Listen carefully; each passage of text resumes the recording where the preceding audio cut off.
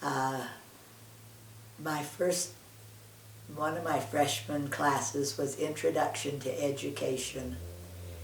And the teacher was an old-fashioned, old-maid school teacher that even though we were college students, she seated us alphabetically.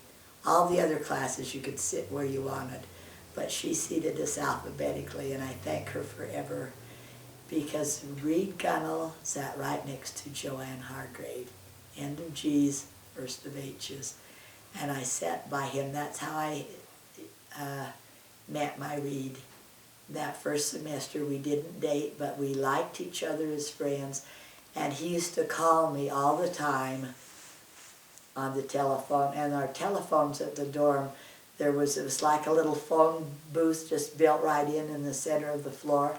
And then a buzzer at above each room, and a central keyboard down in the lobby. And if somebody called you, that had to go through the switchboard, and then they'd buzz your room, and then you'd answer the buzz by going to the telephone and seeing whether it was for you or your roommate. And he used to call me, so a phone was precious commodity because only one person on that whole floor could be speaking on the phone at a time. But he would call and just visit with me, Reed would, and we just enjoyed each other as friends. And he'd things like, how are you studying for the tests, and whatever things we had in common to talk about. But we came back after Christmas time, and he had a high school girlfriend that he had dated through most of his high school, and I can't remember her name, but she had long dark hair, and here I was blonde and always wore my hair short. And she did something that he didn't like, and he broke up with her. She was actually in Pocatello, not living on campus because she was in the nursing program at the high school and was not associated with the college at all. But she was there, but he broke up with her. And so as we visited, sitting next to each other, I had broken up with my high school boyfriend, and he had broken up with his high school girlfriend, and so he's looking around, who was he going to ask out? I was ready-made because we were always friends. And I can't say that he never dated anybody after he dated me. He was deciding between me and another girl that he had met that was also a freshman. And her name was Anne, and Lamont Jones was his buddy, and they're the ones who became our friends all through our courtship, Lamont and Eileen. Lamont's first date was with Eileen, and Reed's first date was with me, and we went to a movie, the four of us together. And they joked, and he dated this Anne a time or so. I don't know that it was very much, but they joked about putting names of their girlfriends on the door of the car.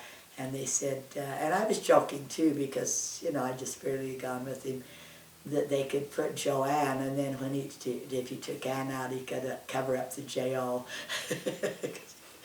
And I was in the college choir. We had a wonderful choir. I was in the college, Idaho State College, it wasn't a university then, band, and they didn't even have band uniforms. We wore white coveralls with Idaho State Bengal emblem and baseball caps. And Clayton Kahn who married Marcia, was the drum major. And so we mostly played for the ball games, and it wasn't any band to write home about. But I joined the choir, and it was a wonderful choir, and we toured all of southeastern Idaho this freshman year, right after Christmas, right after I had gone that one date with Reed, and then we went on tour. And incidentally, you remember Roger Williams, the pianist of fame? He was there. His real name was Louis Wirtz, and he had come to Idaho State when he was in the Navy, when they had brought a contingent of naval people to that university for their training or whatever, and he really liked it, so he came back after the Navy, and he was the pianist for our choir. And so when I went on tour with who became Roger Williams. And he was I don't know that he was a member of the church, but he was part of our institute choir. I think he played piano for that. And so I had a double association with Louis Wirtz. He was older than I was, so I can't say he was a friend, but I knew him and he knew me back in the way of him. But anyhow, back to this dating thing. We went on tour, and I quite liked this Reed Gunnell. Only one date.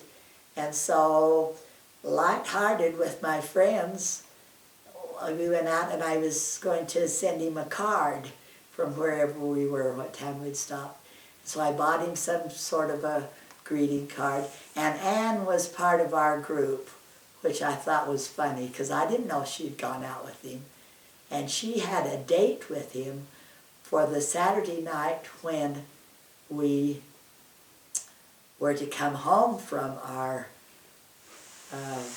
choir tour, and I didn't know that. She didn't say a word. And I'm with my girlfriends buying this card, and I said, now I've only been out with him once. I can't put Love Joanne, which if you know me, I've always signed everything, Love Joanne, Love Joanne. I said, that would be too forward. Does sincerely sounds too, you know, and so I don't remember best regards or as ever or something, but I sent him this card just to let him know I was interested. And Ann never said a word. And I came home and I didn't know, but he had jumped off a step while we were gone and had sprained his ankle, and he was a little under the weather with the sprained ankle. So he called Ann, and the dorm had 2 wings, and then connecting by this big lobby or gathering area or wherever. And she was on 3rd North and I was on 3rd South, so as far apart as you could get, both freshmen. And he called and canceled his date, broke his date with Ann, and said, you know, I'm not up to a date because I've got a sprained ankle. And then he tried to call me. And the switchboard Saturday morning, it was manned by other students. I don't know if they got paid for it or what. And there was nobody at the switchboard, and so whoever had left had plugged it in so that the phone rang on 3rd North. And he kept trying to call me, and all he got was 3rd North. And Ann, at least part of the time, was answering that phone, and she recognized his voice, but she didn't tell him who she was, and he was asking to talk to me. He had broken the date with her and was trying to call me. And finally, her boyfriend from high school, who she eventually married, was a BYU student. And I don't know whether he was a BYU student. No, I think he was Idaho State, but he had a buddy from BYU who had come down to see him, and there was a dance. The big entertainment when I was in college was the Saturday night dances. There wasn't much unless you wanted to go downtown to a movie.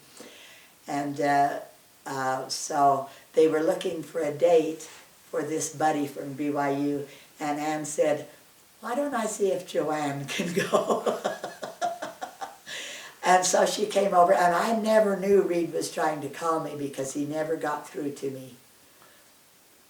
And so I went on a date, and so I've laughed since and said, here were his 2 girlfriends, both out on double date together, and he was sitting home with his sprained ankle. But I'm sure he never went with Ann again after that, because we settled in to be a couple. Never with the term going steady, but just that we liked each other, and our little foursome, Eileen and Lamont and Reed and I, were very compatible, very happy, and we dated. But the next day, I don't know, my mind is not clear on the next days, but oh, I know, there was a girls' choice dance. This is before my first date with Reed.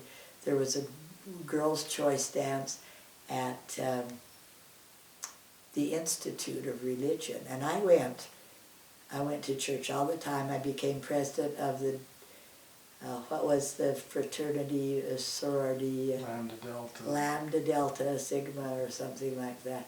And I was the president of that group my sophomore year. And but anyhow, it was a girls' choice dance, and one of the girls on my floor kind of knew Reed, and I had never dated him then, and she asked him. And I never liked to ask anybody if I really liked them, because I thought, no. So I would choose somebody, I didn't care what they thought. So I chose a boy from Rigby that I'd never ever gone out with, but he was a student, and I asked him to that dance. And he went, but you know, we were just friends. I never ever dated him after that. But we used to trade dances, and I traded with this friend of mine who had brought Reed to the dance. We traded dances, so I ended up dancing with Reed. And he said, and in this introduction to education class that we shared together when we were just friends, there was a boy from band that I liked, and his name started with a W. And I was just always kind of angling. I went out with him a few times, but not much. But I would kind of linger so that I would end up walking back from campus with this other boy. So I think Dad thought we were dating. And so at this dance, he said, "Oh, I thought you were going with this other guy." And I said, "Oh, no." And he wasn't a member of the church. I would never have asked him to that dance anyhow, although he was a wonderful dancer.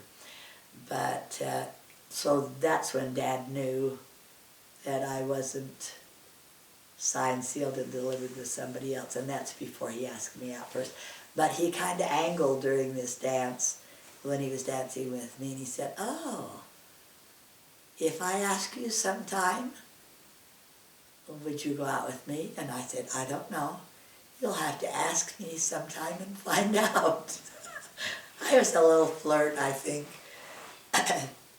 And so he did. So that, and so the next day was Sunday, and he tried to call me at the dorm, and I was out just taking a Sunday walk with a friend of Clayton Cahn's from Idaho Falls that I'd dated a few times when Marcia and Clay were dating, and he was nothing.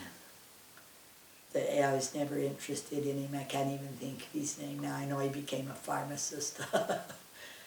But I was out walking with him, and so Dad had to try a little hard to pin me down the first time he did, but life was history after that. And I tell these stories, and Dad says, "I don't remember that. I don't remember that." But girls tend to remember these things, I think, maybe sometimes more than boys do.